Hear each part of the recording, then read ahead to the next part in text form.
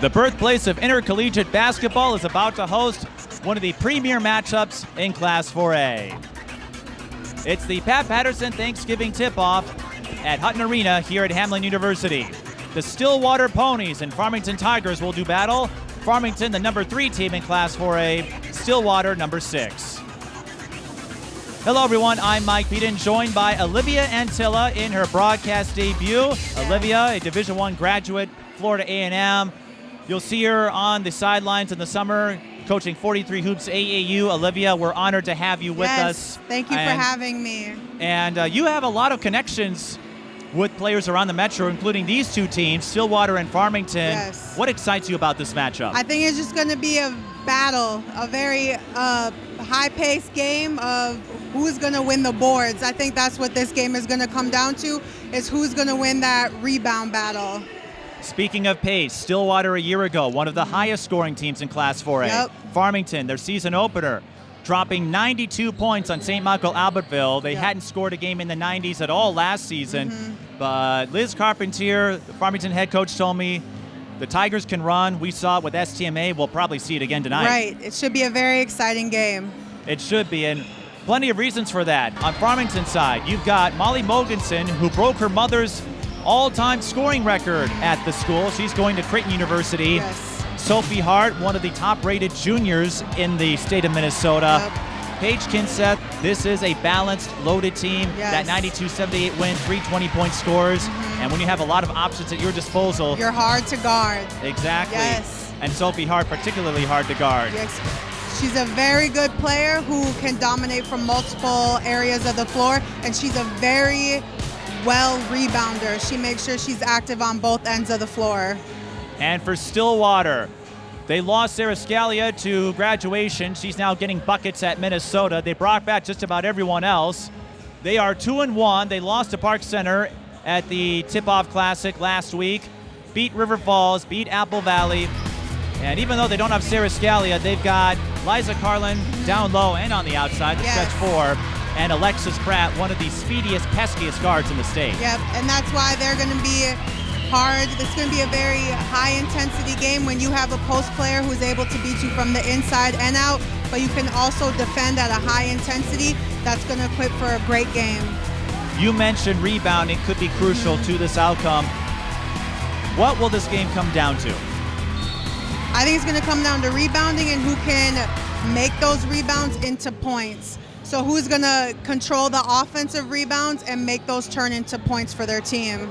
And not to mention, with this being a battle of potential state tournament participants, whoever wins gets the edge when it comes to seeding. Exactly. So a lot at stake here. There is a lot at stake. So it'll be good to see who comes out ready to play and who can finish the game.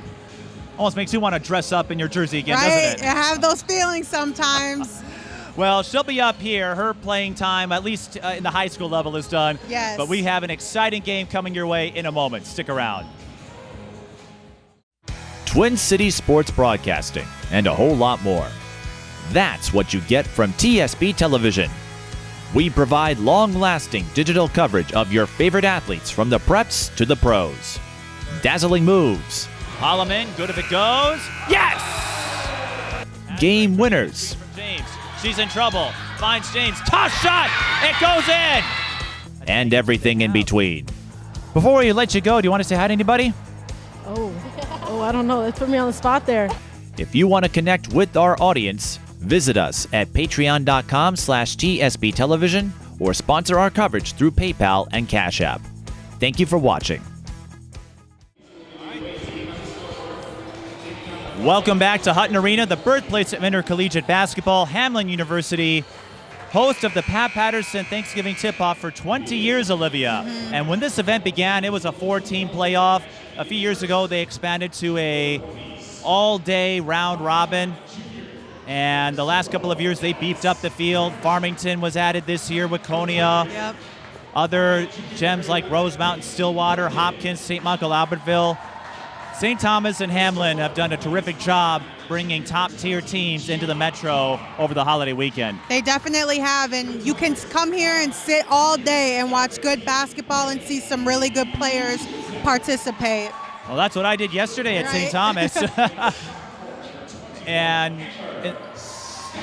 It's also fun for these teams just because of the matchups involved. Did you get to play in any invitationals?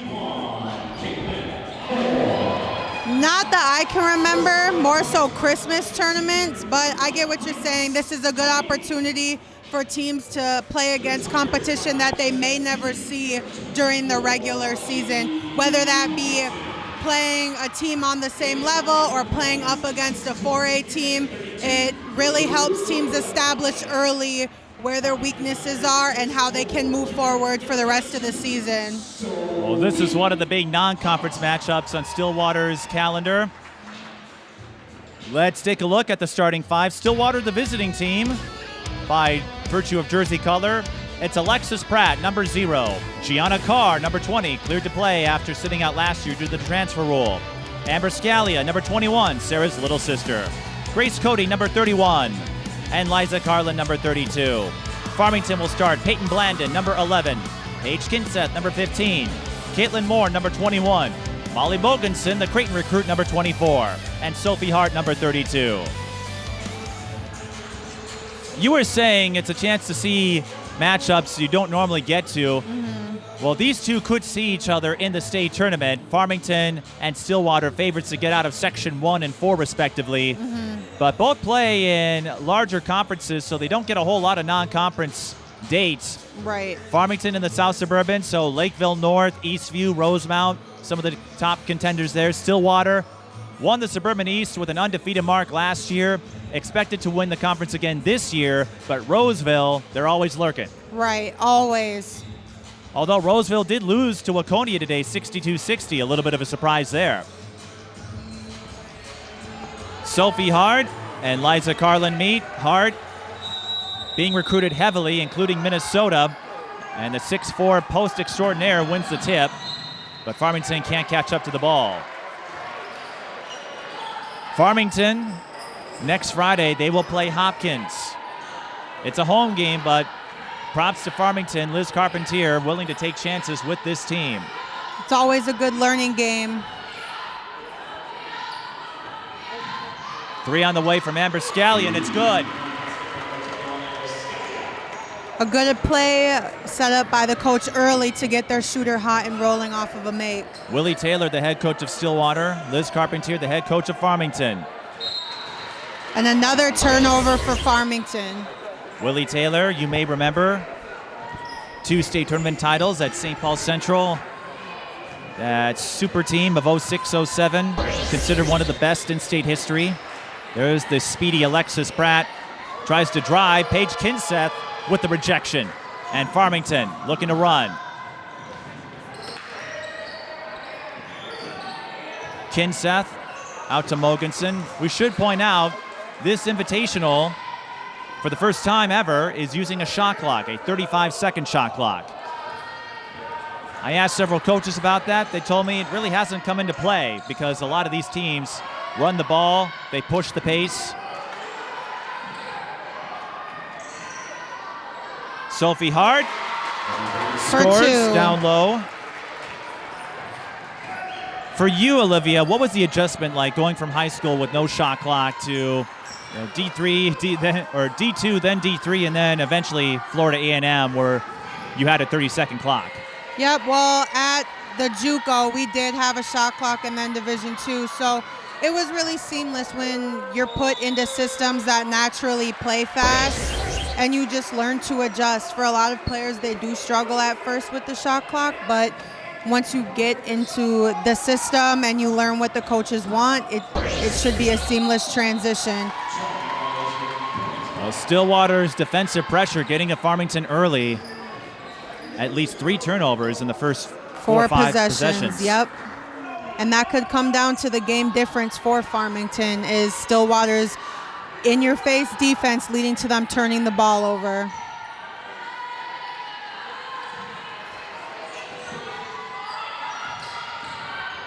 Liza Karlen, the Marquette recruit, following her mother's footsteps. Her mother, a graduate of the private university in Wisconsin, Milwaukee to be precise. Nice cut. And Grace Cody scores. Grace Cody shares a unique piece of history at Stillwater High School. Alexis Pratt with the steal, looking to hook up with Sara Scalia on the run out. And she does. And a quick 7-2 lead for the Ponies. So that is now 5 turnovers on 6 possessions for the Farmington Tigers. So Grace Cody of the Ponies reaching the state tournament last year. We've got a 3 from Peyton Blandon off the heel, and the rebound will carry him over to Hart. Here's Mogensen. Out to Moore, long 2, does not drop. Grace Cody reached the state tournament along with the rest of the Ponies last year. First time in 31 years. Grace Cody's mother, Denise, was a member of the first Stillwater team to reach state back in 1984. And if any Stillwater fans watching have video of Denise Cody as a Stillwater player, I would pay you handsomely. Good boards. Wanted that to go in. Liza Karlen, the overachiever, if you talk to her family, wants to be the best at everything she does, was also a captain of the swim team this year. Nice. Not too many swimming basketball crossovers. I've never heard of that, so that's a very interesting fact.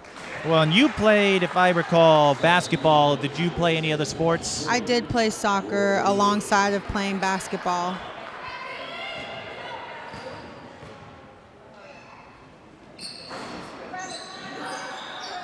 Oh, and another turnover for Farmington.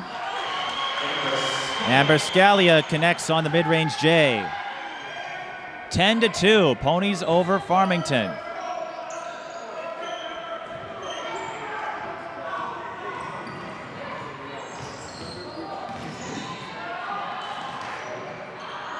Kindseth for 3. Yes!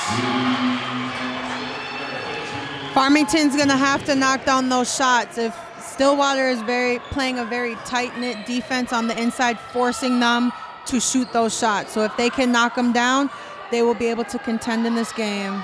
Liza Karlen can knock down 3s, but not that time. Rebound Blandon. And yet another turnover for Farmington. Alexis Pratt can't finish. Liza Karlen can't corral the rebound. Alexis Pratt, my friend LaToya Turk calls her one of the Minnesota mosquitoes. Small but pesky. She's definitely active on the ball, off the ball, which has led her to already have 2 steals within the first few minutes of the game.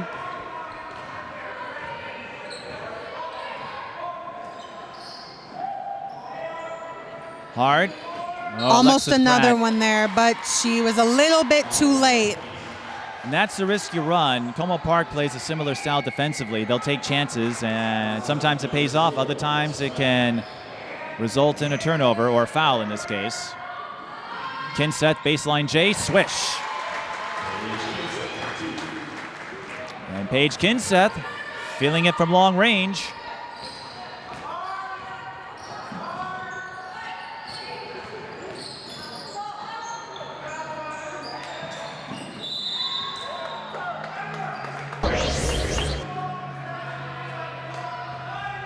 Foul on Farmington. They're not keeping track of it on the board. On this invite, it's featured the likes of Hopkins, Paige Beckers. Heading to UConn, Taylor Hill got to play in this invitational many moons ago. Megan Knight from Centennial. Good take. Gianna Carr can't finish. But she's hustling and forces the tie-up. Stillwater with the arrow. You like to see that. Especially after a missed basket, right. You get after it right away. Staying involved in the play and not letting it show that you missed, getting it right back. Liza Karlen launches the 3. That looks short from the release point, and that's going to be a foul on Carr. No, yes. Gianna Carr started at Hill Murray, moved back to Stillwater, had to sit out a year due to the transfer rule, so could only play JV. Eager to get back out there. And Farmington, they're hungry. They lost to Lakeville North in the Section 1 4A championship last year. 37-35 was the final in that one. Lakeville North now in Section 3. Molly Mogensen, Farmington's all-time leading scorer, drops the 17-footer. And just like that, they're right back in it. Stillwater up 10-9. And Molly Mogensen As Alexis Pratt kicks out to Carr, Mogensen broke her mother's scoring record at Farmington. And she'll have a chance to pad those numbers. Mogensen, Farmington on the run. And another steal for Alexis Pratt. That is her third, and I believe that is the 8th turnover for Farmington so far in this game. They only trail by 1, and they're lucky in the sense Alexis Pratt can't finish. Stillwater having some trouble knocking down shots, allowing Farmington to absorb those turnovers. Blandon cannot connect the three-pointer. Sara Scalia looking to run. Finds Karlen. Whoa. Good steal. Karlen had nowhere to go. Both teams looking to run here and get the ball up the floor. Rose Willie mishandled the pass, but Sophie Hart is there, and she'll shoot 2.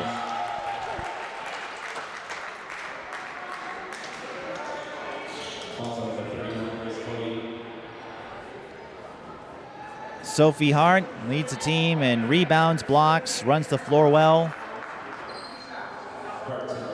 Her favorite post-workout snack, because I know you are dying to hear this. Yes, I am. Strawberries with Nutella or chips and guacamole. Both options are amazing. I do say so myself.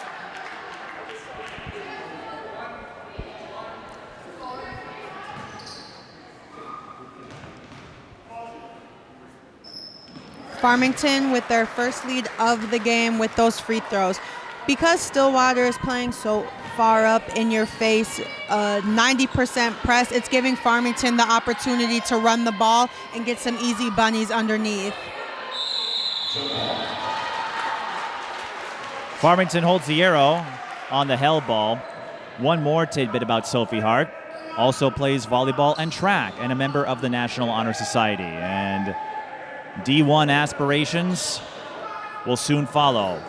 There's no telling where she'll go, and I'm usually not the guy who will ask what school you're thinking. It's their choice. I want to let them have that moment. Exactly. Molly Mogensen having a moment. And it's 13-10. The Tigers on an 11-0 run, if my numbers are correct. Sara Scalia to Carr. Mary Foltz, the Missouri Western commit. Double dribble.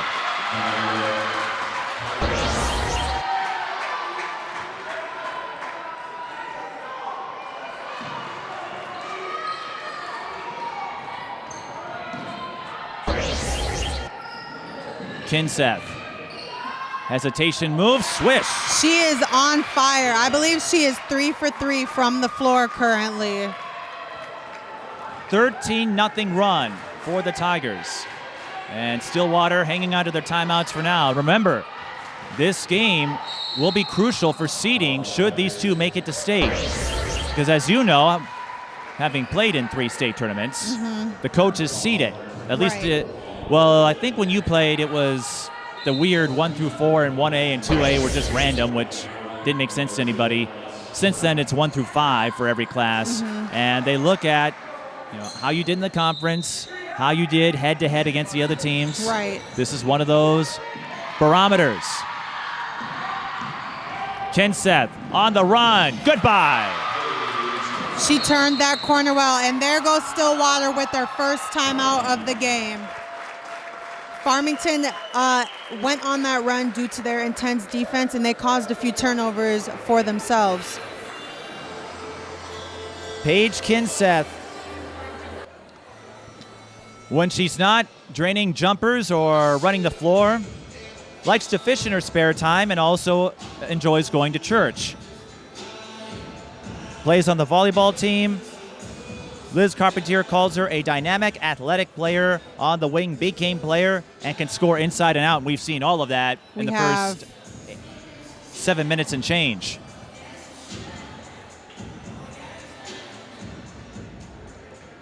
This Farmington team made a lot of noise last year. They won their first 15 games of the year before losing to Chaska, had that surprising loss to Lakeville North. Well, maybe not surprising. Lakeville North, a perennial in just about every sport. We'll see who can sustain the runs. Both teams have won on runs early, both their defense leading to their offense. Stillwater has missed quite a few bunnies that would put them in closer to Farmington. And Stillwater, not a lot of history, just 3 state tournament appearances, 84, 88, and last year, 2019. Last season, I should say, because it still is 2019, at least for another month. Another steal for Alexis Pratt. That is her 4th steal of the game. And a pull-up, she just misses it. Stillwater is struggling making shots right now. But if they start going down, that could be an opportunity. And one. Sophie Hart.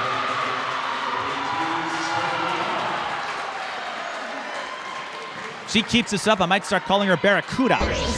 That was a strong finish. She finished through a lot of contact and made it count. And I'm guessing none of the players will understand that reference I just made. Probably not.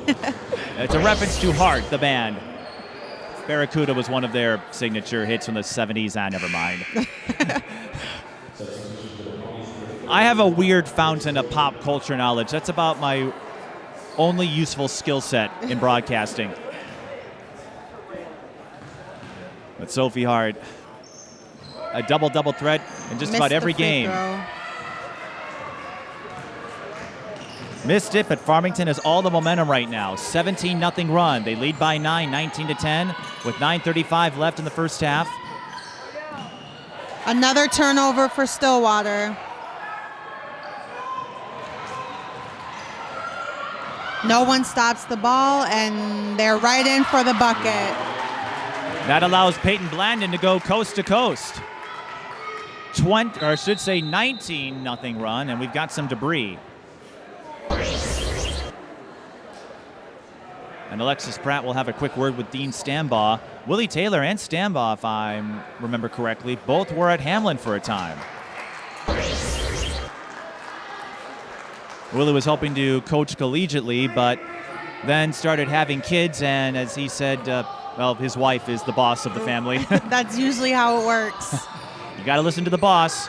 My sports director, Ted LaRue, could tell you all about that. Alexis Pratt. Good setup for a 3. That's the same play they ran to the opposite side for Scalia to start the game. Pratt, not the most accurate three-point shooter, but she can knock them down. And that was a much-needed bucket for the Ponies. Farmington looking for the answer. Will not get it, but big board and there. Big bucket by Hart. She is making them hurt down low. If they don't stop her, she's going to go for another double-double like she has almost every single game this year. Well, Hart did that to St. Michael Albertville in their 92-78 win at the Breakdown Tip-Off Classic. Pratt side fade. Almost a James Harden step-back move. Oh, you almost can't do another that. steal there, but that leads to a 3-on-2 and another bucket for Hart. They find her, and they find her well. Sophie Hart's dreams go on when she closes her eyes and when they're open as well, every second of the night. She runs the floor extremely well. The turnover came at about half court, and she ran rim to rim, and her teammates helped her pay it off by giving her the ball. And Sophie Hart denying Liza Karlen there. Subs coming in for the Tigers. They include Malia Scott.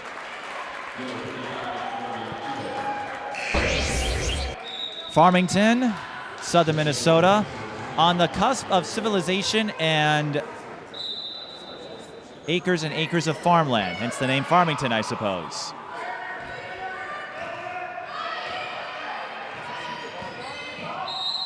Pratt will shoot 2. She has such a quick first step.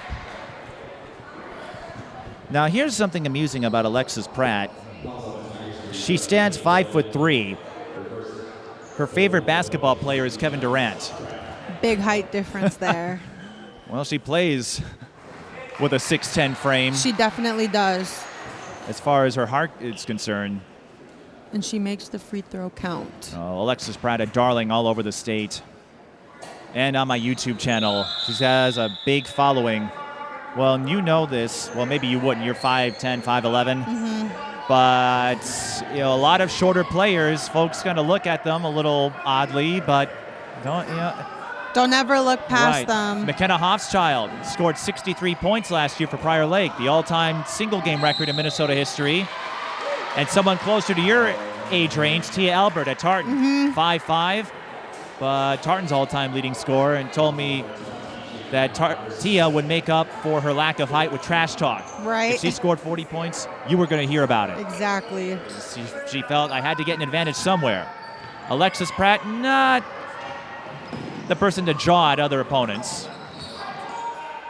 But I think her game definitely speaks for itself, especially on the defensive end. You can tell she 100% takes pride in her defense. And another rebound for Hart. And another rebound. And she ends up at the free throw line yet again. No one can seem to box her out.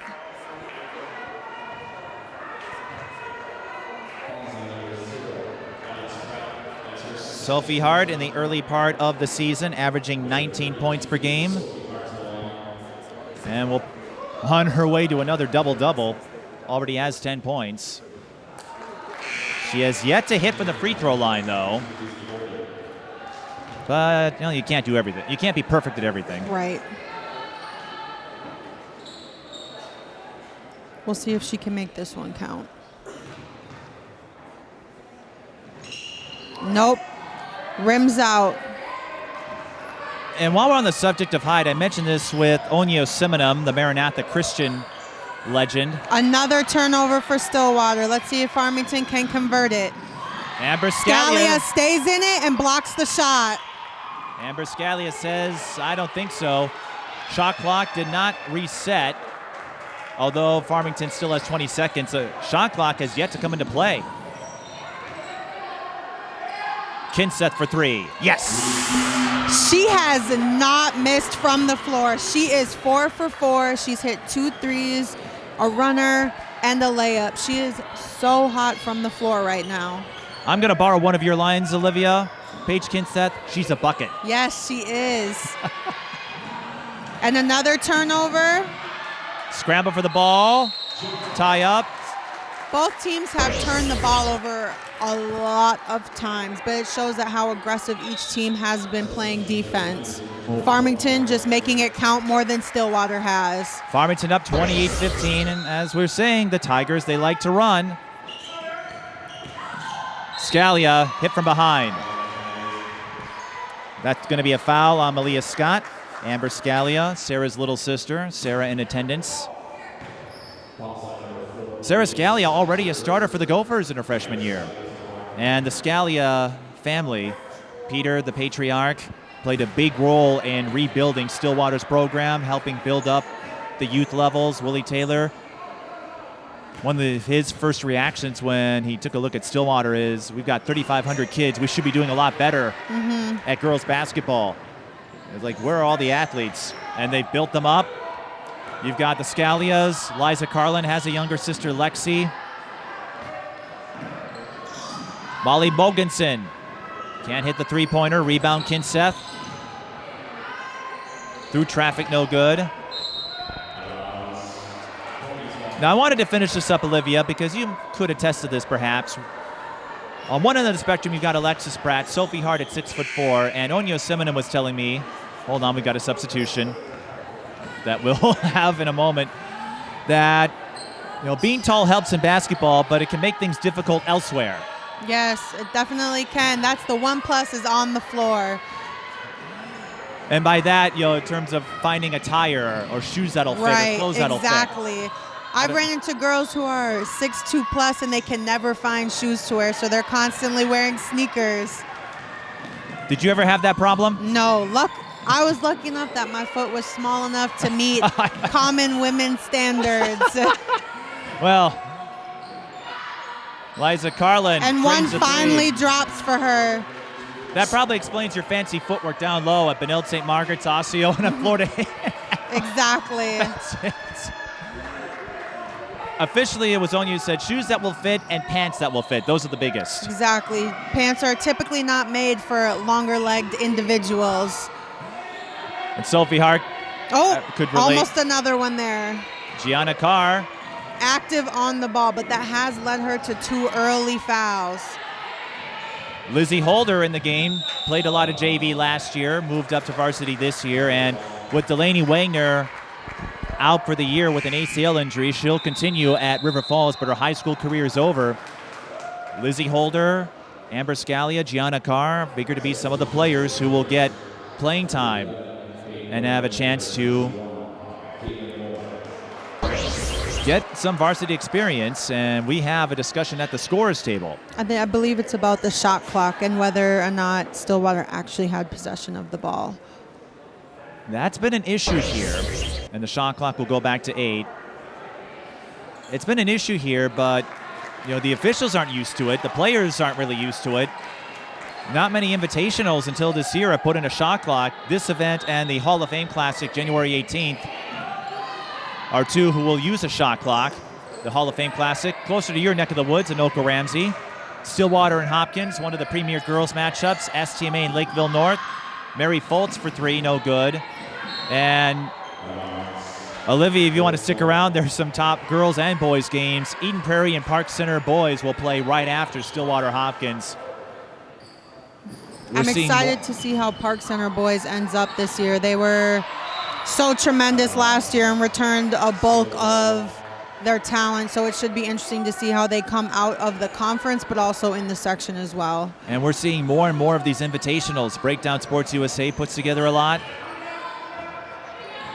And again, it's just a good chance for teams who don't normally see each other to see each other, and you get to see some really good competition, especially teams from down south or up north who a lot of fans don't get to see. That's a foul on the Ponies, and Farmington in the bonus. It's still 1-1. That hasn't changed for this invitational. And it will be number 21, Caitlin Moore. And she misses. Farmington have a tough time making free throws, but Hart got the rebound yet again. She is just an animal on the boards. Well, Caitlin Moore may have struggled from the free throw line, but there's one musical instrument that she is highly fluent in. I don't want to guess because I'll probably be wrong. Well, considering how many instruments are out there, you're right, the odds are not in your favor. She can play the ukulele. Nice. That is not a common instrument that you hear people can play. Farmington finally sinking some free throws. Well, maybe she could team up with Lizzo, have a flute ukulele duet. A little band moment. That would be a really unusual combination, flute and ukulele. It might work, though. I was going to say, how many folks know that Lizzo plays the flute? I think she's made some videos with the flute. Right, she's not afraid to express it, but you think a rapper who plays the flute? Right, no one thinks that. Well, as I say, do it all. Liza Karlen drains along 2. They are forcing her to shoot the ball, and she is now making it count. If they don't press up on the shot, she will continue to make that shot for the rest of the night. Liza Karlen started her career at St. Paul Central, averaged a double-double there in her 2 years, but didn't have a lot of support around her. Shopped around, looked for another school, found Stillwater, and more than happy to play alongside the Scalias. Carr with the steal. Amber on the run out. She'll shoot 2. Amber, a basketball-softball crossover. Stillwater softball reaching the state tournament 2 years in a row. Won it all in 2018. Finished second last year. Allison Benning, the ace of that team, not playing basketball anymore, choosing to focus on softball. And her reason is understandable because Allison Benning committing to Oregon. Nice. Amber Scalia knocking down the front end. Makes them both. Stillwater going on a run of themselves, getting it back to 5. Farmington, they've dominated in this matchup, but you talked about the free throw issues. 3 of 8, Stillwater 6 of 8, and Stillwater forcing more turnovers defensively. And it looked like Farmington was going to take control. Another steal. Scalia's out on the move, and she makes it count. Farmington only up by 3. Stillwater finally starting to make it count, transitioning their steals to points. Stillwater thrives in transition, 29-26.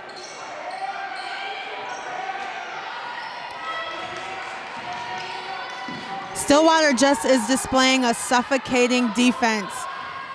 Mogensen, elbow J, looks short. They cannot box Hart out, and she makes it count again. Hart is Mrs. Clean tonight. If Mr. Clean needs a partner, she is the one to call. Yes, but we won't have her shave her head. No. 2:23 to go in the first half. Tigers lead by 5. Lizzie Holder. Back out to Amber Scalia. Amber, the sophomore, her third year on varsity. Good take by Scalia. And you can take it to the rim. Amber Scalia, 14 points. Her big sister, Sara, the all-time leading scorer in Stillwater history, over 2,000. And another steal for Stillwater. And this is how Stillwater can work their way out of jams. And they're used to this level of adversity. Liza Karlen, 3-ball. Rattles in and out. But Stillwater used to this adversity last year en route to an undefeated season in the Suburban East as Morgan Ebel knocks down the mid-range J. Timeout Farmington. Stillwater trailed Roseville by 12 with about 9 minutes to go in the second meeting of that series. They used their defensive pressure, pushed the pace, and rallied back to win. So Stillwater, they are no strangers to trailing and working their way out of jams. One thing they will have to do, though, is box Hart out. She has been an absolute animal on the boards, and if they can't contain her, it's going to be hard for them to get over that hump. Amber Scalia takes part in Altia sports performance training as part of her regimen. Defense, dribbling, and shooting are her strengths, in her own words, and from what we've seen tonight, I'd say Amber Scalia is pretty accurate in that assessment of herself. She is. What were your biggest strengths? Definitely getting to the basket. That was probably the biggest strength of mine, is just getting the ball into the hoop, and then also probably rebounding. I remember that a little bit. I say that because the last time I called you in a game was 7 years ago. Entry feed for Scalia. Hesitation move, finds Carr, but she is too strong on the layup. But as you see again, Stillwater right back into their suffocating press. Peyton Blandon, I think Karlen got a piece of it. Paige Kindseth was there, swoops in, and drains the reverse. Very efficient from the floor. She is 6 for 7. She's everywhere you need her to be and doing what it takes to put the ball in the hoop. It was a 3-point game not too long ago. Farmington extending it back to 7. Karlen, 15-footer. No good. Karlen has not found her stroke tonight. Ball. At least not yet. She has 6 points so far. 45 seconds, 12-second difference, game clock to shot clock. That's not a phrase I get to say a lot in high school ball.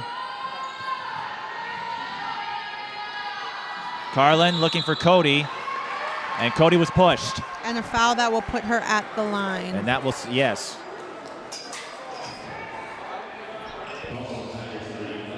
Grace Cody heading to Mayville State NAIA school.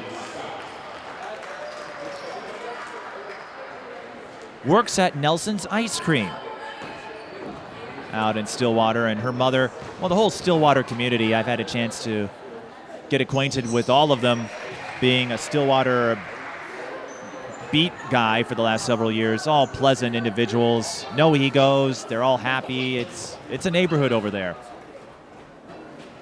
And we were talking earlier about how some parents can get too caught up in the hype. Yes. Stillwater, they love the coverage, but you can see why they succeed. It's because it starts at the top with their families. They all buy in, the players buy in, and they all work together. They all have down. Right. They all have their own opinions about things, but they all put it aside. And Molly Mogensen, She had an opinion about the lane and said, I'm going to take it. That puts her up to 6. Stillwater will hold for the final shot. 10 seconds on the game clock. Amber looking for an option. Used up her dribble, needs help. 3 seconds. Cody, nowhere to go. Farmington with a little suffocation on defense. Definitely a good way to end the half. But Stillwater did end on a high note. Farmington was up by over double digits, and they fought back, slowly chipping away. Got it to within 3. It's a 7-point margin for now, but Stillwater very much in this in a huge early season barometer at the Pat Paterson Thanksgiving Tip-Off. We'll bring you the second half in a moment. Twin Cities Sports Broadcasting and a whole lot more. That's what you get from TSB Television. We provide long-lasting digital coverage of your favorite athletes from the preps to the pros. Dazzling moves. Holloman, good if it goes. Yes! Game winners. From James. She's in trouble. Finds James. Toss shot! It goes in! And everything in between. Before we let you go, do you want to say hi to anybody? Oh, I don't know. That put me on the spot there. If you want to connect with our audience, visit us at patreon.com/TSB Television or sponsor our coverage through PayPal and Cash App. Thank you for watching.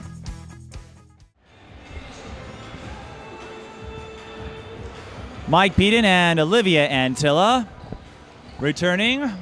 Stillwater and Farmington wrapping up the Thanksgiving Tip-Off weekend. And Farmington with a 37-30 lead over Stillwater. It was the Ponies who got off on a quick start, 10-2 run. And then Farmington, a 19-0 counter. And they've held the advantage since then.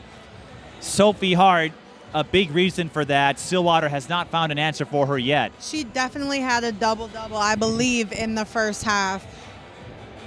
She was so active on the boards, and even with box out, she still found ways to get her fingertips on the ball, rip it down, and put it right back up. And Sophie Hart, we haven't seen this yet, but apparently she has an outside shot. She hasn't been forced to use it tonight. They've been definitely trying to use her on the inside and don't fix what's broken. They have not been able to stop her on the inside tonight. And this game, an 8 o'clock start, which I guess gives both teams a taste of state because Stillwater knows this, playing in the championship last year. That means a lot of late games in the state tournament round. An early steal by Stillwater to start the game. Let's see if they can move it into points.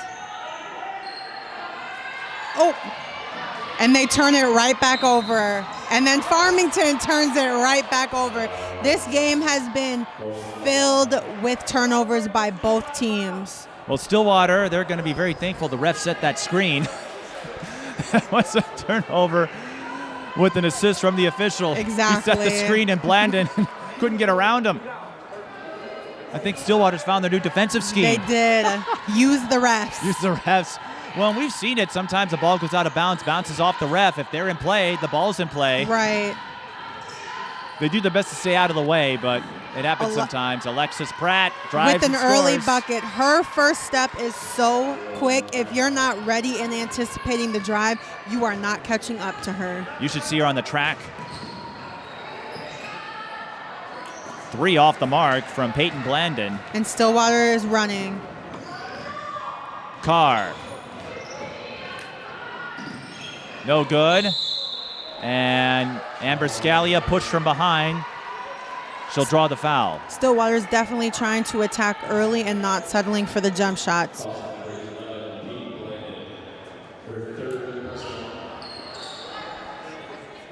Blandon picking up her third personal foul.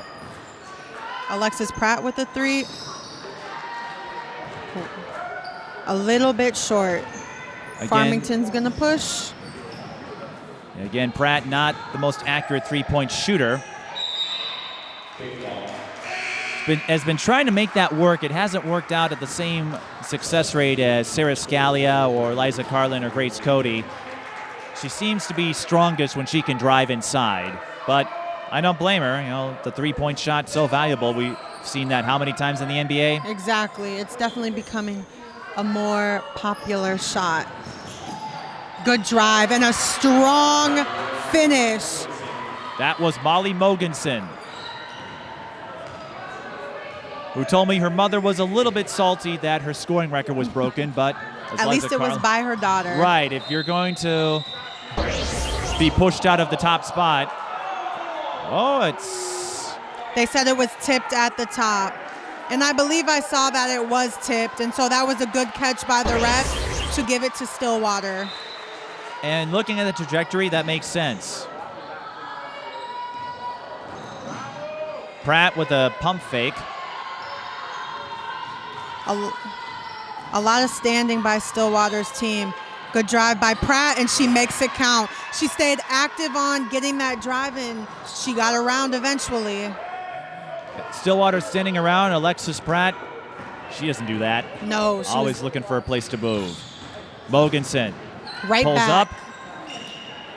And Pratt with the rebound. And she is off to the races. And she draws a foul on Mogensen.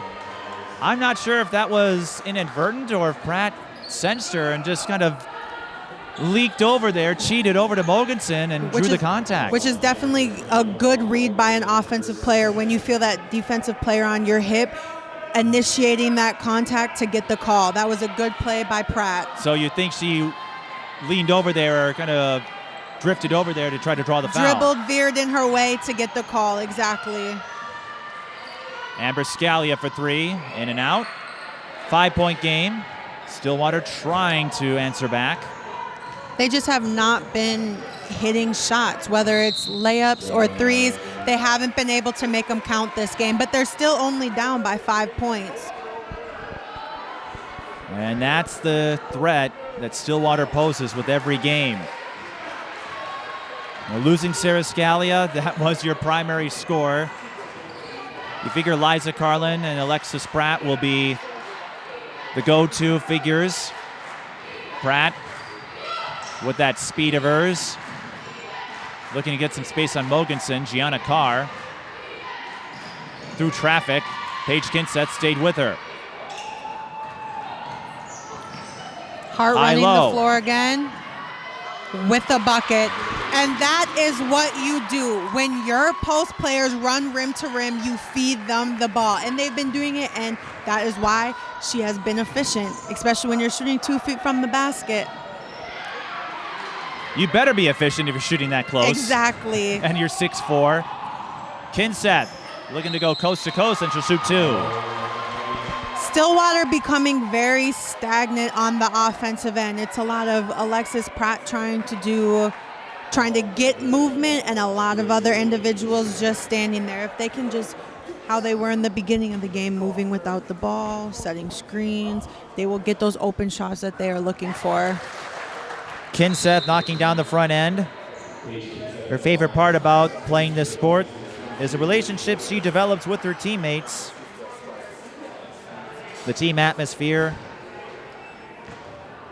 and chemistry, camaraderie. Olivia, you know this, playing high school and college ball, so crucial. If you're not getting along with your teammates, it can make for a long season. It can.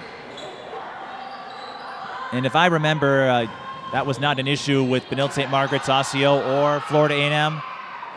Everyone just had the common goal, and I think that was what's the biggest thing that tied everyone together is we wanted to win. Regardless of anything that happened when we stepped on the floor, it was about, okay, what are we going to do to win this game? Who's hot? Who's not? What does it take? And so when you have teams like that, even who they have the common goal of just whatever it takes, it always ends up working in that favor. Jump balls, Stillwater with the arrow, 43-34. Farmington, they've held on to a 5 to 9 point cushion after that 19-0 run. But again, Stillwater settling for a lot of jump shots. It works when they're going in. Pratt. And she forces into another foul, and that's what she is good at. Because she is so quick and strong with the ball, it causes defenders to press up on her. That combination of speed and control. And Pratt has a lot of hustle. And they have her with the ball again, and you see Coach yelling flat again. They're trying to put her in the position to score. Settles for the jumper, makes it count. And she's right up in it, and that's what I love. She hits a three, but yet she's right up defending the ball, trying to get it back. Pratt up to 12 with that three-pointer. 6-point game. Kindseth, mid-range, switch. She cannot miss. She has been so efficient from the field, making all of her shots count. Like I said, she's a bucket. She is. Alexis Pratt back with the ball. 17-footer does not drop. Mogensen chases down the rebound. But she is right back in it. And she almost gets Pratt a steal again. there. When you have the level of speed and control Pratt does, the work ethic she puts in, you can see why she has built up such a fan base. One of her biggest fans is someone who hosts training sessions for her, and that trainer is an opposing coach of hers at Mounds View, Andrew Dubose. She runs the Empower Her training program. Alexis Pratt, one of her clients. And she's just displaying and she contends for the rebound, but there was no chance there. It's just being active on the boards, and she has just been a monster. Liza Karlen can't get around Hart, but she does draw the foul. Well, I guess if Paige Kindseth is a bucket, maybe you can look to trademark she's a double-double for exactly for Sophie Hart. She really is a double-double. Liza Karlen, she's okay. Official asking about her status, and she says, I'm good. And she makes the free throw count. Well, Liza Karlen and I have a bit of a running gag because around this time a year ago, when she was still getting acquainted with Stillwater, she struggled from the free throw line. Her percentage for a time was at 25%. Her mother explained to me about that she did a lot better at Central, trying to get her legs under her, but Liza Karlen watched that tape. Next game I call was Stillwater Tartan, makes a couple of free throws and shoots a look at me. She's like, I told you I could make them. Peyton Blandon draws the foul and will shoot two. And that elicits applause from the Farmington bench. Now, we haven't talked about this. Well, there you go. Especially for three-pointers, the Farmington bench, they do a lot of charades, rituals. They have a lot of gestures ready to go. It's kind of like watching a theatrical performance. Which that builds a lot of team camaraderie, too. When your bench is involved in the game, it helps the players who are on the floor. Peyton Blandon, outside of basketball, is on the volleyball team, National Honor Society, and the Link Crew. Farmington has it back up to 10 with about 12 minutes left to go. Stillwater unable to get over that 5-point hump. And a lot of that has to do with Sophie Hart's inside play. And again, just a lot of standing from Stillwater. One person with the ball trying to make something happen, everyone just watching. Pratt through the hole and in. She is on it. She is staying active on her drives and making them count. You can see why she's a darling in Minnesota hoops. A late foul was called, and Caitlin Moore will go to the line.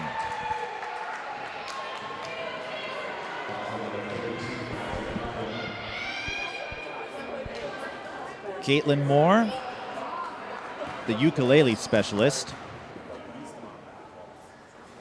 Makes the front end of the free throw. Great range for her position, in the words of Liz Carpentier, a shot maker, excellent athlete, and has the ability to keep improving every season. Caitlin Moore, the senior, 5'10" forward. And one of my colleagues, Grant McGinnis of Prep Hoops, Prep Girls Hoops, said Farmington could be one of those teams who could beat Hopkins. At the start of the year, everyone just about mailed the trophy to Hopkins with all they had coming back, including Paige Beckers, KK Adams, and the like. But you know this. It's one thing to make the predictions. Well, in UConn, they were the same way. Right. Eventually, someone's going to beat you, and Hopkins, they know they're not invincible. They lost 3 times in a row in the championship round in 4A. But and some folks feel, go ahead. You just never know. Teams come ready to play, and when you have a player like Hart on your team who is she is so dominant from inside, but then you have shooters who can make it from the out, that is going to make for an extremely competitive game. I can't wait. Hopkins Farmington next Friday. Alexis Pratt, too strong. Carr with her first field goal. Gianna Carr, the basketball player and poet. Likes to write poetry. That is nice. Baseline jumper from Caitlin Moore is good. But this is definitely the time that Stillwater can make a run, especially on the boards with Hart on the bench. Alexis Pratt to the cup. Easy again. They are not able to stop her, and she is trying to keep her team in this game to the best she can. Foul on Sara Scalia. So if Paige Kindseth is a bucket and Sophie Hart's a double-double, what would be the phrase you'd have for Alexis Pratt to go along with your she's a... Probably size doesn't matter, because she's proving how small she is. She is getting to the bucket with ease and finishing even with contested layups. Except that doesn't make for a nice slogan. She's a size doesn't matter. She's a speedster. She is. I'm just trying to help you come up with some more taglines for your clothing business. You are definitely trying to help me. I'm trying to, boost your profile. 11 minutes to go, 53-45, and the clock has not started. So there we go. And Hart right back in. She probably sat for about 2 possessions. She is back in the game. And another rebound and an easy bucket for Hart. They are not boxing her out.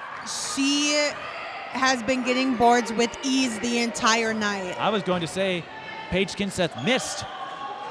Oh, yeah, and that was one of very few. But we forget about that because Hart was there for the cleanup. Sara Scalia off the screen, sees a hole, attacks. And she makes it, and yes. I don't know why Stillwater is not being active on driving to the basket. When they've driven, especially in the second half, they have been making it count, and Farmington is struggling staying in front of the ball handlers. Ebel for 3. That could have been big for Farmington. Almost another rebound. And not Alexis Pratt is off to the races. Look out. She makes it count. And honestly, that should have been an and one. Right back into it. I agree with you. You could have made a case for it.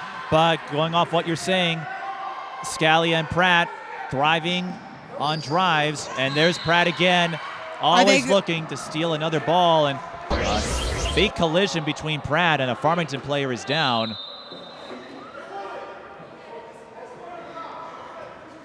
But that's one thing about Alexis Pratt is she is always active, getting her hands on the ball, shooting the gap. And it seems to be an ankle injury with the player who is down. They did get tangled up in their legs when Pratt had go for the ball. Pratt went for the steal, and because she's always looking to snipe the ball and that has that quick first step, sometimes her assignments, they don't know she's there. And she came up, and like you said, legs got tangled up, and I didn't see the number. It happened in front of our side of the bleachers. We'll get a number in a moment. 9:50 to go in the second half, 55-49. Olivia, would you want to call some more games with us? I would love to. I know we've got you down for Como Park, Madison East. I think we'll have plenty more in the month of December. Some games we're doing.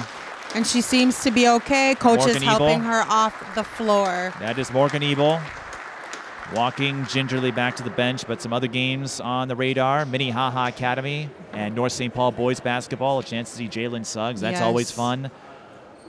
Holy Angels, I might have to make a date with Shakopee on the 12th after seeing Frankie Vassalero and Cassie Karen do wonders for the Stars yesterday.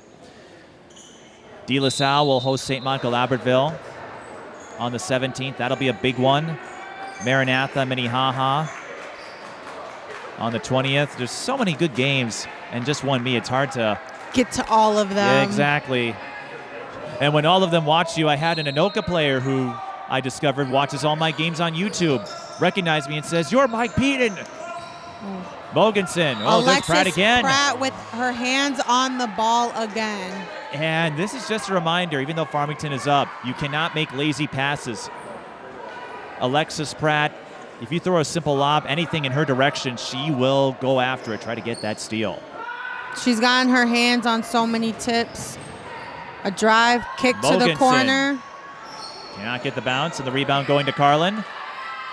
Liza reopened her recruitment briefly after Marquette's head coach Carolyn Keeger took the Penn State job, but decided to stay with Marquette because of their civil engineering program. She'll play in the Big East, where she'll go up against her former AAU teammate in Paige Beckers next year, with UConn going back to the Big East. Liza Karlen, bullseye. She makes the 3 count.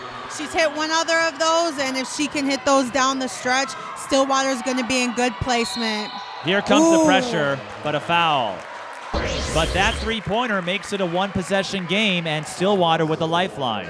And 9:08 to go, that's an eternity, especially with the shot clock. Exactly. Although we haven't had to discuss it. At all. Besides the one time when they had to fix reset it. it. Exactly. But besides that, the shot clock has not been a problem for either of these teams with quick ball movement and shots. Farmington looking for the 3. This time it's Kindseth with the O board. Scalia with the off. strip. Here she goes. Burst of speed, no good. A little bit too hard. Was probably predicting the contact a little too much. And Farmington, oh, they miss. Hart gets the rebound. Good block. Karlen. She stayed in it. Hart with another one. And Karlen with the foul. Sophie Hart eating up rebounds the way Pac-Man eats up pellets, or Cookie Monster eats up cookies. Sophie Hart, you're not getting in her cookie jar. At all. And that just shows you when you want to rebound, you can rebound. And that's definitely something that sets players apart, is a lot of people can score 20 points a game. Who is going to rebound? Who is going to average more than 10 rebounds a game, 10 steals, 10 assists? Who is going to do anything else but scoring? And she has proven that she can efficiently do both. The problem, though, Sophie Hart struggling at the free throw line, missing the front end. Liza Karlen picking up her 3rd foul. And these missed free throws, especially with 8:32 to go, Sophie Hart makes the back end, but if you're the Tigers, you don't want splits at the line, because Stillwater, they can strike back in a moment's notice. And free throws are the reason you win games. This could be a Scalia with big the 3, three-pointer. and she hits it. Farmington up by 1, and Stillwater up with their press.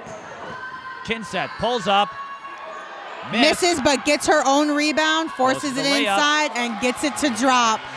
She has been absolutely hot from the floor in every area. Alexis Pratt running the floor. Well, Paige Kindseth, I suppose, wanted to get in on the action. Saw Sophie Hart get all those O boards. Carr driving her way in. How did she get around Kindseth? I thought that was going to be a disaster, and Carr was able to get the roll. Still a 1-point game. Both teams are working. What I can say, though, is Farmington has had way more offensive rebounds, of course, with Hart, making them count down the stretch. Pump fake for Blandon. Nowhere to go. Hart, the kick out to Kindseth. Wide open. I guess she has to be guarded. Alexis Pratt with the steal. Another steal, and the breakaway. No one is catching her. Oh, no. Oh, she got lucky. She fumbled the ball but was able to make the basket. It's almost the equivalent in the NFL, Leon Lett all those years ago, or you see this in the NFL. Stillwater does take the lead, let's not forget that. When players start celebrating, well, Pratt wasn't celebrating, but, you know, they're about to score, and then they lose focus, and then they cough up an easy touchdown. Pratt, that was a lucky break on her part, able to recover in time. But all that matters is that you score. It doesn't have to be pretty. You just got to get it in. And it helps Stillwater finally take the lead. Since their run in the beginning of the first half, they have not held the lead, and they finally were able to get over that hump and take over on the scoreboard. Alexis Pratt, a woman of few words, a very mild-mannered individual. Most of the Stillwater team, you know, calm, cool, collected. Pratt, a member of Minnesota Fury, and last year had to get rid of them this year because they wore out. Another signature of Pratt's were the neon yellow shoes, if you watched video from a year ago. Yes, you remember those shoes. You remember a lot. You've been hanging around. I don't know why it took me so long to connect with you again. Yeah, I had watched Stillwater a few times last year. I actually watched them in the Invitational last year when they had played in this Hamline tournament. You watched them and you couldn't say hi to me? I am so sorry. I'm offended. No, we're glad to have you with us, Olivia. And as I said this back in July when we did our talk show taping, super proud of what you've done to Thank you. make a difference for the younger generation. And I found out how small this world is when the Countses over at Champlain Park found that tape. And there's another parent that wants me to cover their game. Sophie Hart missing down low. That could be crucial. I would be interested to see. I stopped keeping track of Alexis Pratt's steals in the first half. I'd be really interested to how many she actually has. It has to be at least 6 at this point. Alexis Pratt, she is a beast. Fun to watch. With the Lines three. Up a three. And it nailed! Stillwater has been able to make their shots down this stretch, which has led to them taking the lead in this game. Carr called for the foul. And Farmington in the bonus the rest of the way. And I believe that is her 4th. She has struggled with the refs calling the fouls on her when she is playing on-ball defense. Well, you are keeping track much more efficiently than I am with the fouls. That was Carr's 4th. I'm amazed at how much you can count in your head. You right. have a photographic memory. I have to. That's a gift. Farmington, really, that is a gift. Farmington making the free throw count, putting them down by 3. This is going to be a tight game down the line, especially if Stillwater can continue to box out and make their shots. Making the second one, putting Farmington only down by 2. Molly Mogensen made both. Her nickname is Chip because she says, like her father, a chip off the old block. And Creighton having a few Minnesota members. The same series, Stillwater ran. Sara Scalia missing the three-pointer. Farmington can tie or take the lead. Blandon going for the tie. Got it. 62 all with 6 minutes to go. And it feels like we're just getting started. Carr with 4 fouls on the bench for now. Karlen for 3 off the heel. And now Farmington looking for the leak out. Kindseth will give it to them. Farmington back with the lead. That was a good read by Hart to get it and look ahead and not be looking back towards the guards. Timeout Stillwater, their first. 64-62. We've got ourselves an instant classic, and it's only November. Stillwater, they knew they had something, and you could see it with the non-conference scheduling. I always say an indicator of how a team feels they can perform. Look at the non-conference slate. Right. Last year, Stillwater had 4 of the 5 Lake Conference teams. They did lose 2 this year with Irondale joining the Suburban East, which won't help Stillwater competitively. Irondale looking to build up their ranks. Right. But they had Park Center, a top 10 team with the 1-2 dynamic duo of Adalia McKenzie and Tanae Griffin. Park Center won that one. Farmington tonight, they will get Wayzata January 3rd on the road. They play Hopkins, neutral site at Anoka Ramsey, part of the new Hall of Fame Classic. So Eden Prairie almost forgot about them. You've got 3 Lake Conference teams who are in the top 10, all figure to be contenders. Farmington, the favorites to win the South Suburban, favorites to win Section 1, and Park Center, a team that's out for vengeance after being upset by Spring Lake Park last year in Section 5 semifinal action. Which was a shock to, I believe, the whole entire state that had happened. But it speaks to the level of parity that we've seen in the last few years. When you were in high school, I know you won the state title with Benilde, but for the three-peats of De La Salle and Hopkins, you could mail the trophy to them. Right. It was a done deal. Now Hopkins will be a favorite as Karlen fires the 3. And she makes it. That was a big bucket for the Ponies, 65-64. And that she's showing her stretch abilities, being able to stretch the floor and have a stretched offense and make that shot. Again, Alexis Pratt with a steal. Stays in bounds. Here we go. And one! I love her energy and her passion. She is in this game. And when she tipped the ball, she kept going after it. The offensive players stood there and watched, assuming it was going out of bounds, and Pratt did not stop. And it paid off into an and one for her. Let's see if she can make the free throw. And in the midst of that, you should have seen the celebration she had with Lizzie Holder. Can't make the three-point play, but that is still a big momentum shifting bucket for the Ponies.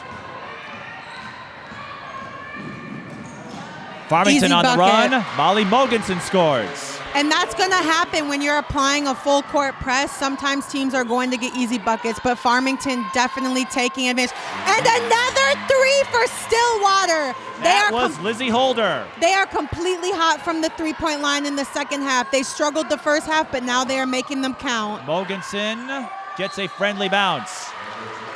Well, Stillwater, their identity until Liza Karlen came along was three-point shooting. If they were going down, they could hang with the best of them. If they struggled, they ran into problems. Liza Karlen helped balance that out. That being said, Stillwater, they've got a lot of sharpshooters. Sara Scalia. Oh, that would have been big for the Ponies.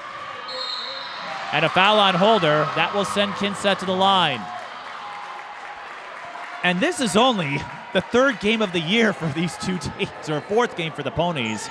They beat River Falls, and that victory was significant because the win over River Falls gave Willie Taylor his 500th career coaching victory. Which is a great accomplishment as a coach, and he is an amazing coach for all that he has done for Minnesota high school sports. I remember the first time I met him when he was at St. Paul Central. That was in the Ashley Ellis-Milan and Dejanay Priolo years. He gave me this look of, who are you and what are you doing here?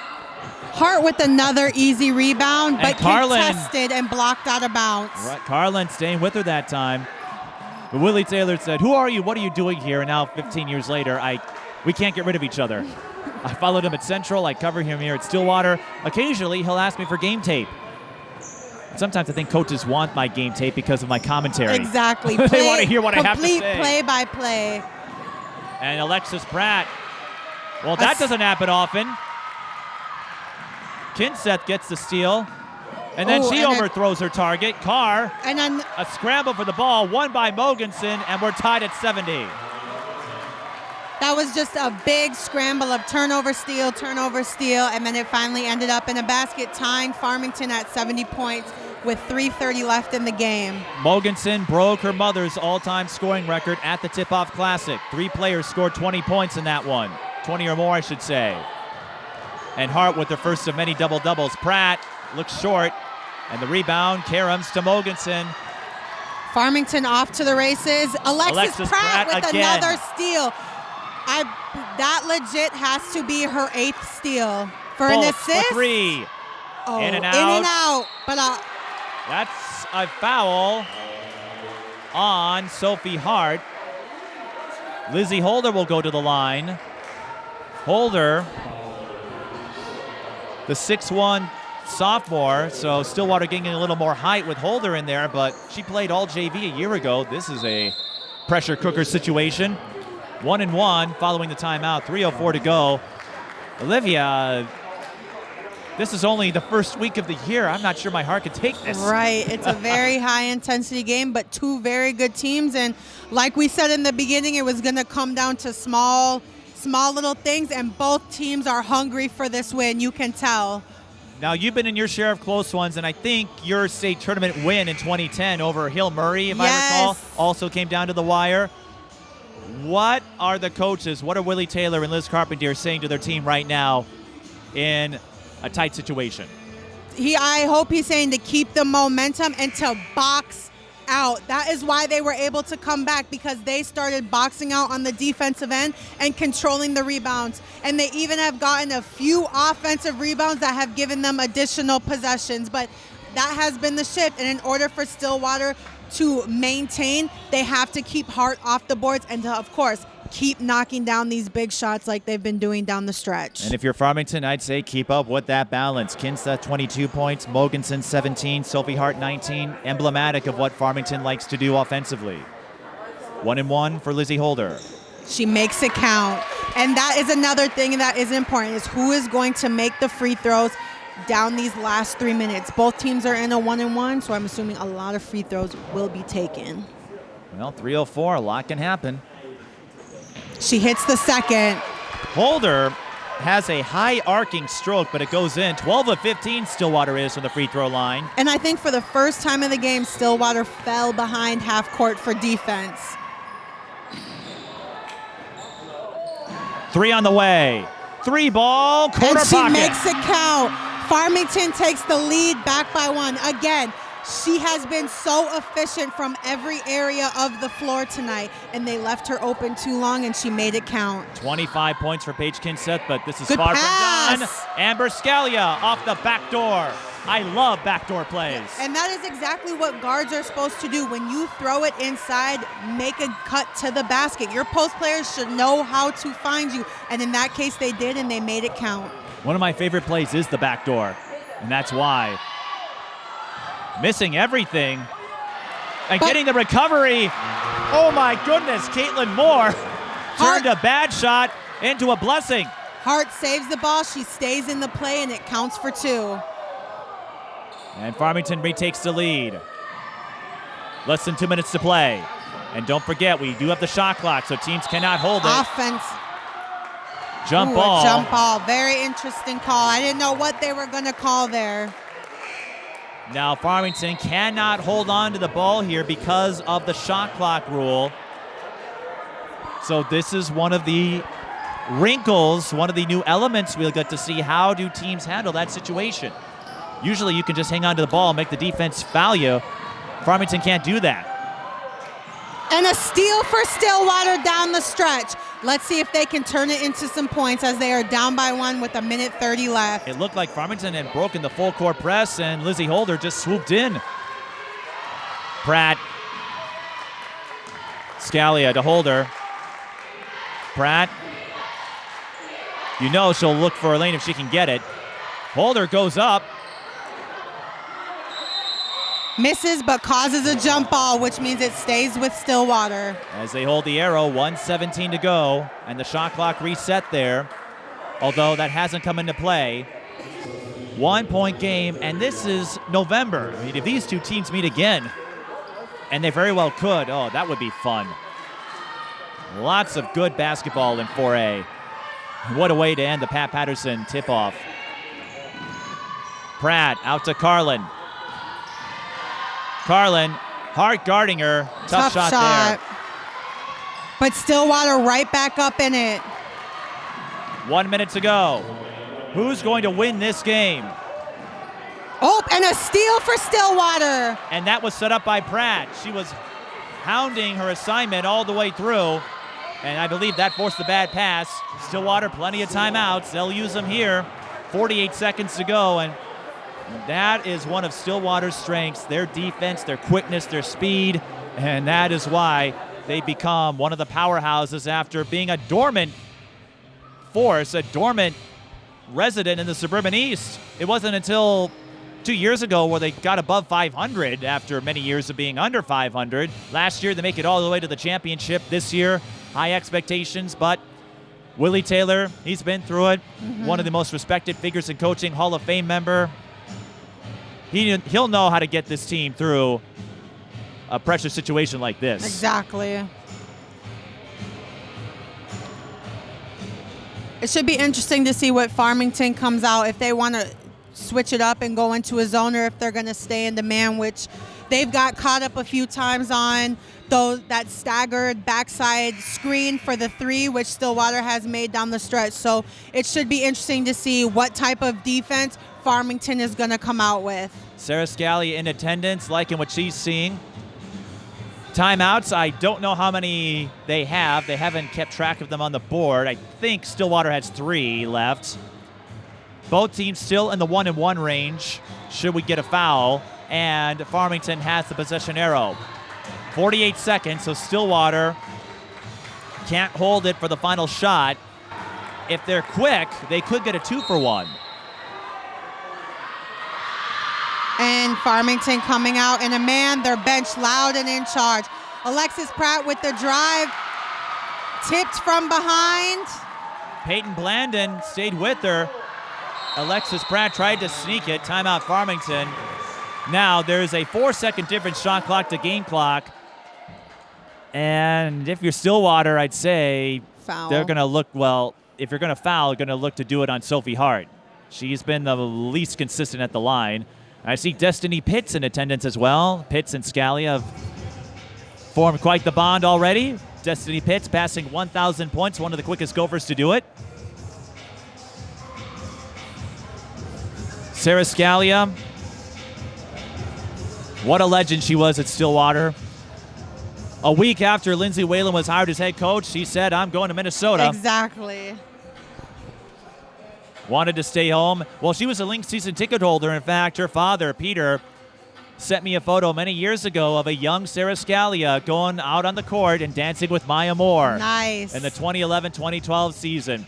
Their family were Lynx season ticket holders for many years. They're homebodies, and I said this, Sara Scalia, in the years I covered her as a Stillwater player, reminded me a lot of Lindsay Whalen as far as her demeanor, her scoring, and sometimes her shyness on camera, but she's been getting better with that, and she's got a goofy streak with her too, but it's fun to see the Scalias and what they've done for the Ponies, how they turned Stillwater into one of the household names. All right, big possession here. You got to be careful with Pratt. And they fouled. And that is, if it's on her, it is her 5th foul. So Carr will be out of the game. Now, this is 1-1, and even if Mogensen makes both free throws, it's still a one-possession game. So Stillwater will get another chance.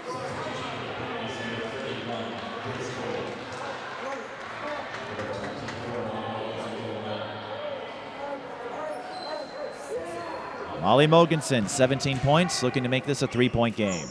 And she makes it. Farmington up by 2.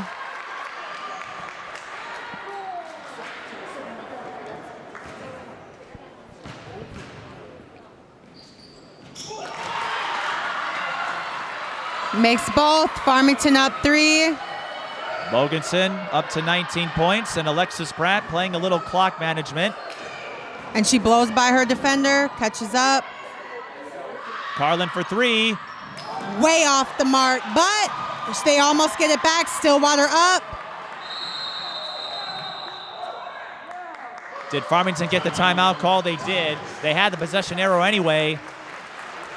Definitely a very quick shot, but she was open, just off the mark. Yeah, you can't fault her for that. She had an open look, but just because you're open doesn't mean it will go in. So I was surprised Stillwater didn't call a timeout in order to set something up, being that they were down by 3. And when they have ran their sets for threes, it has been wide open shots that they've been able to sink. That's still not over, though. It's not. 18 seconds is a lot of time. And Farmington, remember, they got to get the ball in, and then more importantly, they can't turn it over.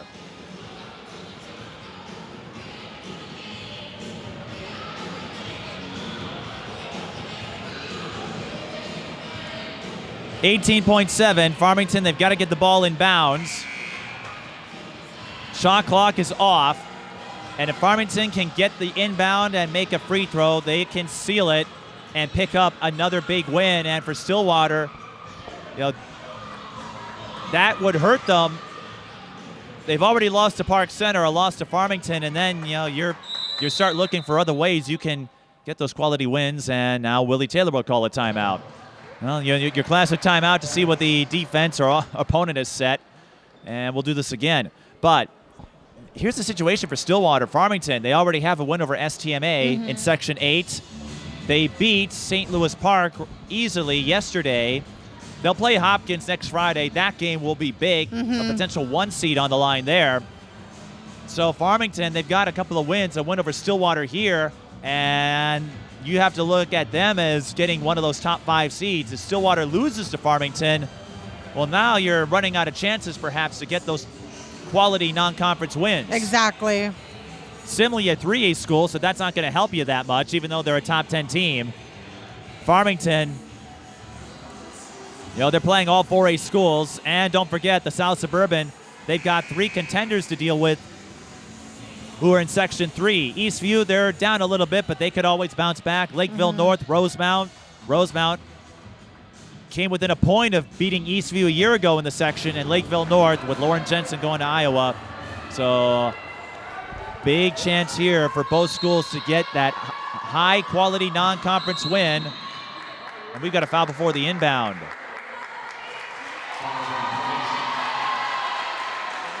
And these free throws are going to be huge for Farmington, making it a 2-point possession if they can make one or both. That's not what Willie Taylor was looking for.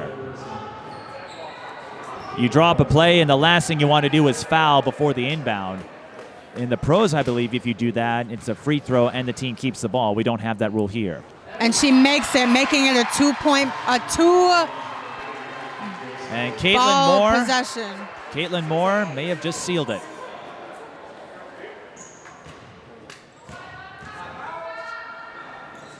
Makes them both. Let's see how quick Stillwater can get into something. They got to go at this point. 15 seconds. They need a bucket quick. Pratt for 3. No good. Short. And Farmington will hang on.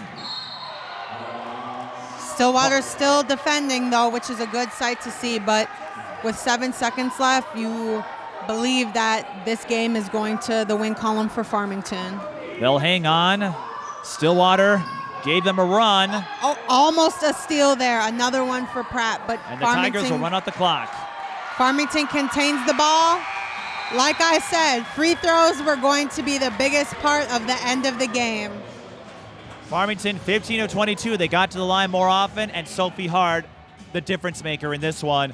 But don't forget that balance. Paige Kindseth, her accuracy, and Sophie Hart down low. A tough 1-2 punch to counter. Farmington hangs on for a 79-74 win. A very competitive game, but certain things that we said in the beginning, the rebounding, consistent shot making, and who is going to make free throws down the stretch, played in favor of Farmington in almost every category. We'll try to get a word with Kindseth and Hart before we wrap it up. This is the Pat Paterson Thanksgiving Tip-Off. Farmington with a 79-74 win.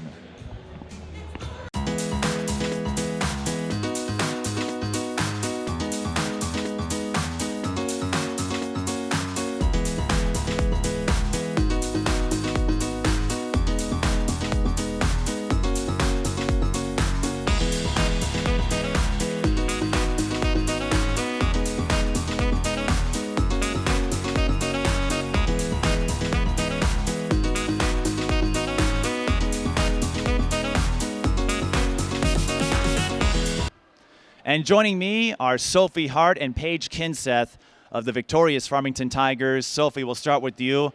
A walking double-double, your rebounding, your efficiency down low made a big difference tonight. How are you able to establish such a presence down there? I mean, it's been years in the growing. It's just lots of reps, I would say. I mean, I don't know. There's nothing. I don't think when I go and rebound, I just go get the ball. It's not, I don't know. I just go do it. You've been doing it for so long, it's instinct. Yeah, almost. That being said, you had to tough it out with Stillwater. What do you make of how gritty they are, and how do you make sure you persevere? I mean, they're a great team. They're very big, very athletic. They match up with us well, I feel like. And, you know, a year ago, I don't know if we would have pulled this one out. No. So I think it's a lot of our composure. I mean, we talked about it in the locker room. We, you know, timeouts, we were focused in, we did what we're supposed to, we finished the game. And so, I mean, they're a very tough opponent, but in the end, we pulled it out. I don't know. Well, Paige, let's talk about your proficiency. In the first half, you couldn't miss, and in the second half, I had a couple of misses, but Sophie cleaned up one. I think you made some big plays. What would you make of your stroke tonight? Were you just feeling it? Yeah, I was feeling it, and plus Coach always tells me 80% of my game needs to be drive, 20% of my game needs to be perimeter out, and I was like, all right, I really want to beat this team, and I just went out and did what I did. Second half was back and forth. Stillwater goes up by 4. Pratt gets the and one, and it looks like Stillwater is going to capture the momentum. You take it back in a big way. How did you bounce back? We just came in together. We were like, all right, we're going to run our stuff. We're going to stay composed. We're not going to let them speed us up. And we just stay to our stuff. Coach said that we got to just no fouls, get the rebounds, and just Control the game. Yep. And for the two of you, what would you make of the camaraderie, the chemistry, and the motivation? Because last year, Lakeville North edged you in the section final. Here you are, you're on a mission, but at the same time, it's a balanced team. It looks like the two of you can't stand each other. I'm kidding. But just what would you make of the growth from last year to this year? Well, we've been playing. Well, me and Sophie have been playing together since we were little, and I think, I think that the chemistry there, we just click and we know each other's game. So with like that, we can just play our game and we don't like need to worry about the other team. I'd say with our team as a whole, though, I mean, we don't count points. It doesn't matter who's scoring. It's a matter that we're scoring as a team. As long as the score at the end reads Farmington win, you know. And we focus on defense every single game. Like, that is our main focus all season long, and it will stay like that. That much was evident tonight and this season. 3 20-point scores when you beat STMA. Similar box score tonight, and it's the team that makes it up, or the sum of the parts, as they say. You want to say hi to anybody? I don't know. I don't know. All these fans at Farmington, all those players behind you, you can't find anyone to say hi to? Hi, Mom. Yeah, I guess. Hi to my family. I don't know. I'm sure they'll enjoy it. Well, maybe next time you'll have someone ready to go. But thanks for stopping by. Congrats on the win, and we'll see how you guys do as we move to December. But a big win for the Farmington Tigers. Thank you. Thank you. All right, Sophie Hart and Paige Kindseth. That wraps up our coverage here from Thanksgiving weekend. For Olivia, Antilla, and the rest of our crew, I'm Mike Peden. Thank you for watching.